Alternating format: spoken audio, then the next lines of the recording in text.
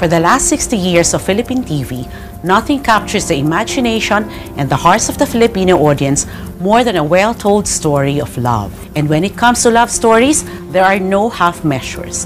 Sa Pinoy kasi, ang love story dapat all out. Ang mga tauhan pagdating sa pagmamahal, lahat ibinibigay. Lahat nagsasakripisyo, lahat nasasaktan. Ganon kasi ang Pilipino kapag nagmahal.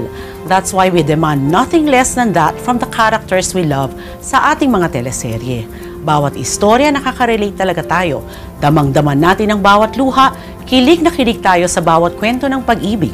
Dahil ang mga kwento ng mga teleserye ay kwento ng pagmamahal. In celebration of 60 years of Philippine television, from the creators of the primetime game changer, Princess and I, and directed by the box office director, Kathy Garcia Molina, the rating team king and queen, Daniel Padilla and Catherine Bernardo, bibida sa pinaka-romantic na teleserye na surefire hit sa puso nyo.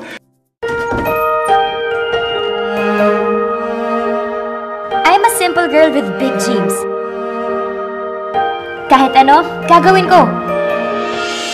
Kahit ano, papasukin ko.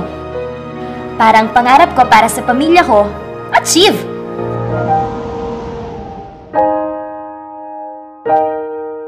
No distractions allowed. Love? It can wait. Pero ang love pala, parang magnanakaw.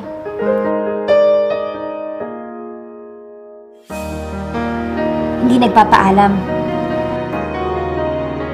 Dumarating nang hindi mo inaasahan.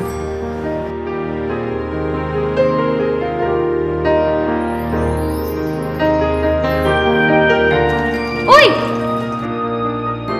Ah! Tulong! Ah! Ah! Tulong! Ah! Ah! Nalaman ko yan nang nakilala ko siya. Ang taong magpapabaligtad ng mundo ko.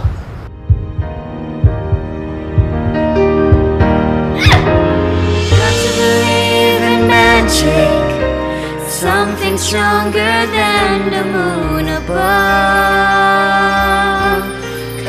Maniwala ka sa magic ng pag-ibig. Got to believe. Malapit na sa Prime Time Bida.